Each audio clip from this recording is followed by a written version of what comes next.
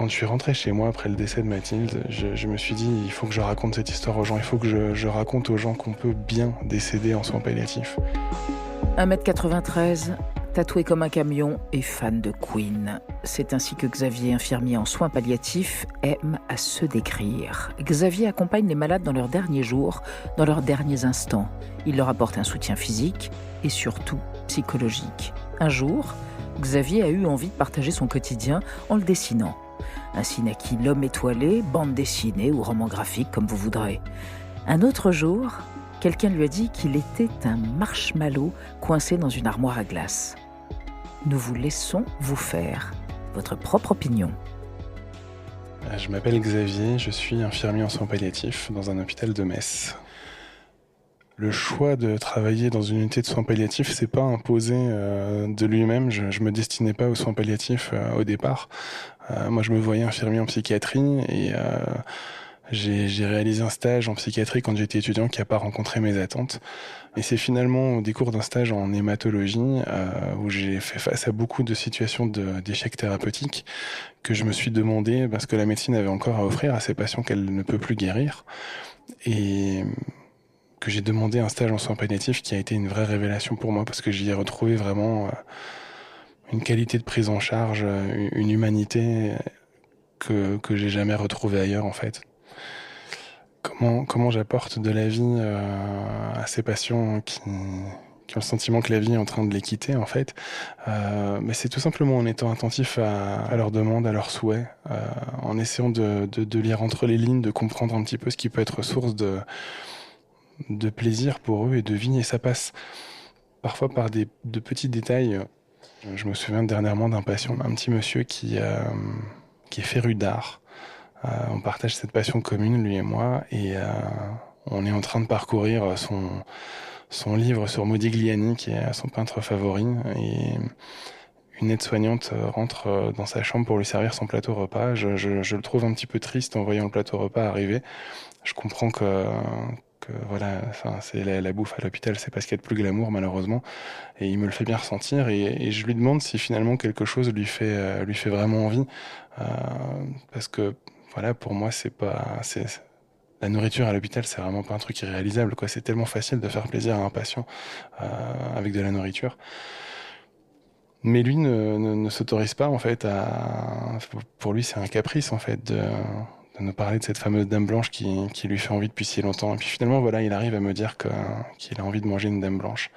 Et on investit la famille dans cette demande. Il nous ramène de la glace et nous on achète de la chantilly, la sauce au chocolat, et puis on lui fait sa première dame blanche.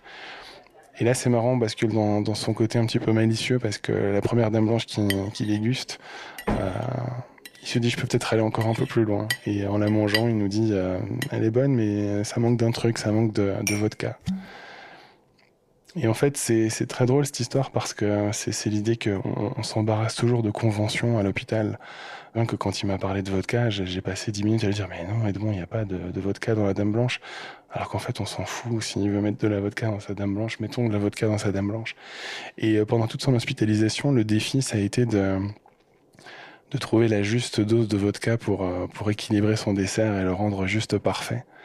Et voilà, ça a motivé toute l'équipe et ça a fait tellement de bien à ce patient. Voilà, ça tient un peu de choses, quoi, à ces petits détails-là. Ajouter de la vie au jour, et à défaut d'ajouter des jours à la vie.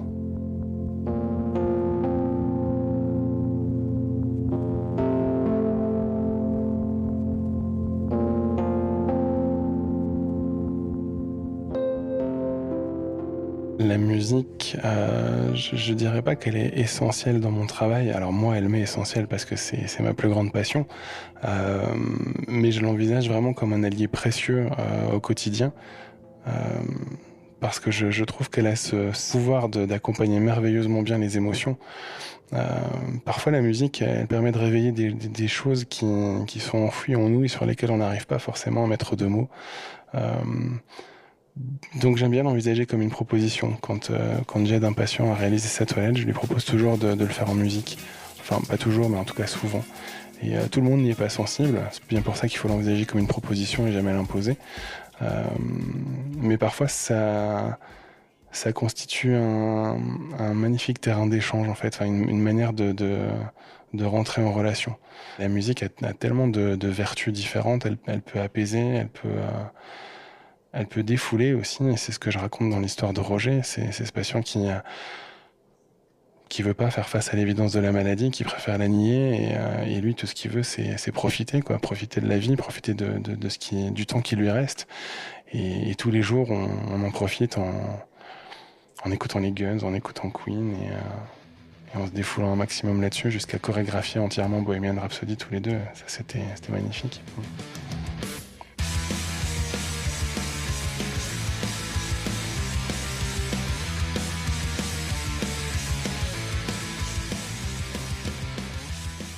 Moi, je vis beaucoup d'émotions très positives au travail, et je suis heureux de les partager quand je rentre chez moi. C'est marrant, les soins palliatifs sont vraiment auréolés de cette idée que c'est triste, que c'est difficile, que c'est dur. C'est la réaction que j'observe au quotidien quand je raconte aux gens que je travaille en soins palliatifs. Je vois beaucoup de personnes me répondre avec une réaction de pitié, avec presque l'envie de me présenter leurs condoléances, alors que non, moi je porte pas du tout ce regard sur mon travail. Je prends plaisir à aller au travail, et quotidiennement, comme mon rôle, c'est au-delà voilà de tout le volet thérapeutique, administration des traitements, surveillance, évaluation et gestion de la douleur. Comme mon rôle, c'est aussi d'essayer de remettre de la vie dans chaque chambre. Je rentre souvent avec des émotions très positives. Après, effectivement, je vais pas mentir, c'est pas tous les jours comme ça. Il y a des situations qui me touchent plus que d'autres. Il y a des moments qui sont plus difficiles que d'autres.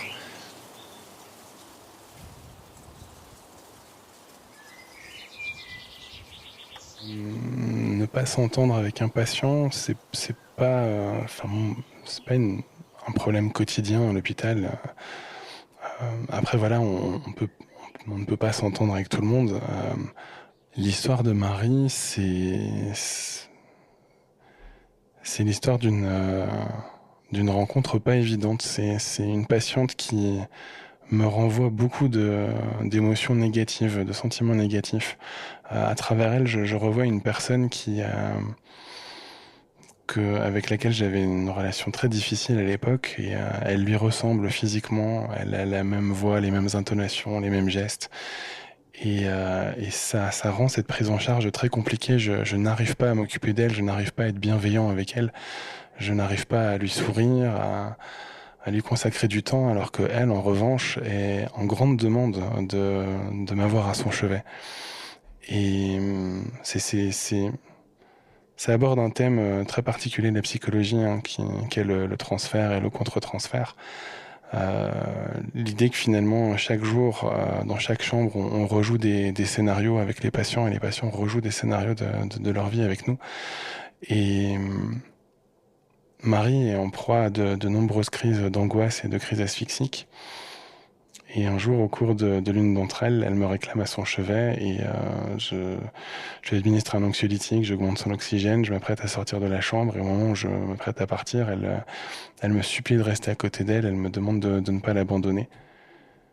Et je mesure à ce moment-là à quel point je suis plus du tout aidant dans la relation, en fait. Je suis juste devenu un exécutant, et on discute, elle et moi, et je comprends en fait le rôle dont elle essaye de m'investir. Je comprends qu'à travers moi, elle revit sa relation avec son fils, qui était très compliquée, puisque son fils l'a abandonné au décès de son mari. Et ça inverse en fait toute la dynamique de notre relation, tout le schéma de notre relation. Je comprends en ce moment-là quelle femme fragile et sensible se cache derrière son côté un peu, derrière sa bonhomie, et je me dis que je peux pas en fait lui infliger ce froid polaire que je lui inflige depuis plusieurs jours, et je me prends littéralement, enfin véritablement d'amitié pour cette patiente qui me réclame à son chevet le jour de sa sédation. Et donc ouais, c'est vraiment un virage à 180 degrés. Enfin, c'est l'illustration finalement que dans les relations humaines, rien n'est jamais figé. Voilà.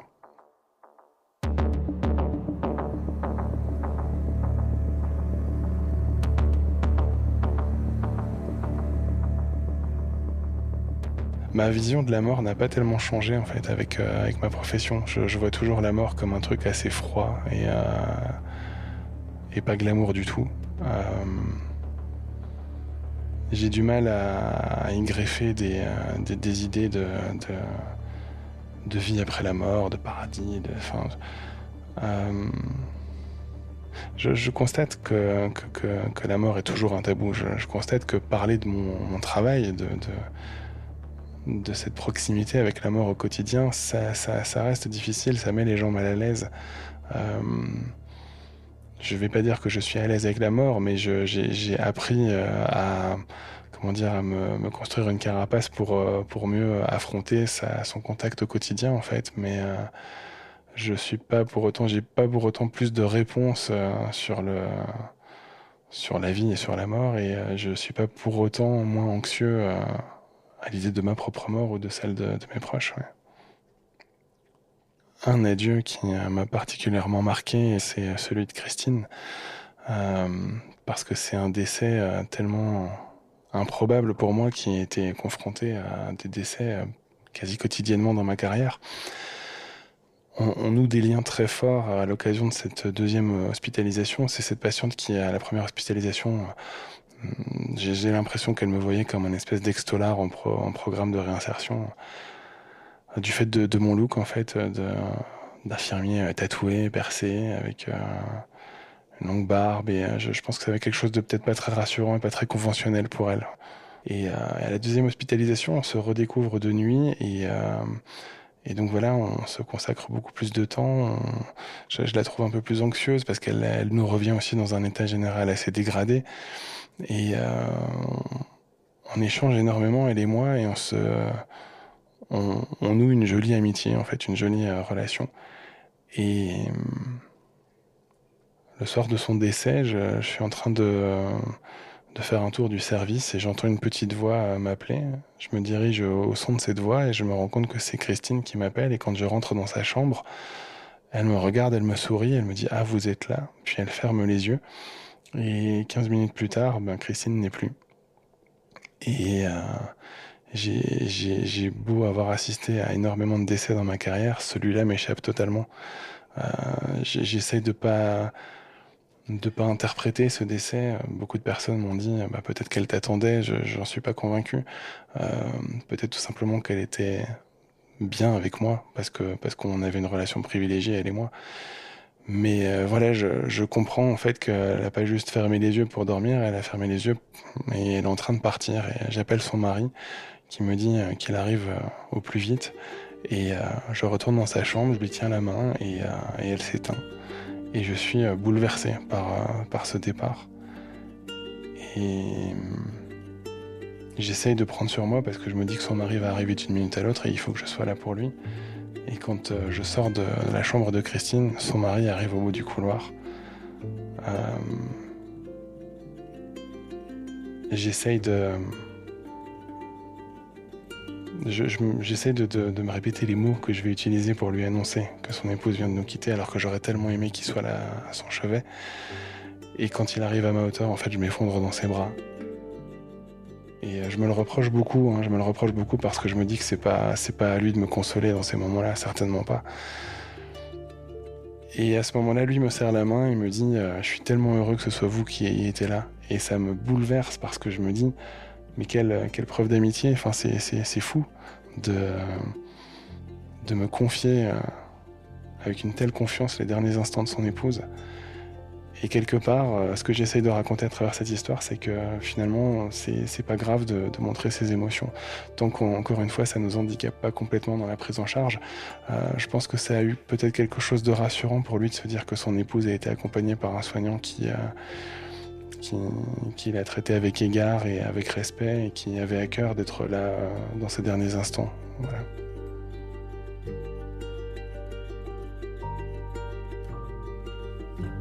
je me suis dit, il faut que je raconte cette histoire aux gens, il faut que je raconte aux gens qu'on peut bien décéder en soins palliatifs. Dans les jours qui ont suivi, j'ai posé ça sur le papier. À l'époque, il y avait tellement de choses à revoir, le style graphique, la narration. J'étais pas encore très à l'aise avec l'idée de raconter tout ça. Mais au fil des années, j'ai collecté de plus en plus de belles rencontres et de belles histoires. Et je me suis dit que je pouvais pas garder ça pour moi. En fait, il fallait que je le partage avec les gens. Et j'en étais d'autant plus convaincu que j'observais toujours cette même réaction de désolation et de pitié quand j'aborde mon métier d'infirmier en soins palliatifs. Donc ouais, tout est né avec ma rencontre avec Mathilde.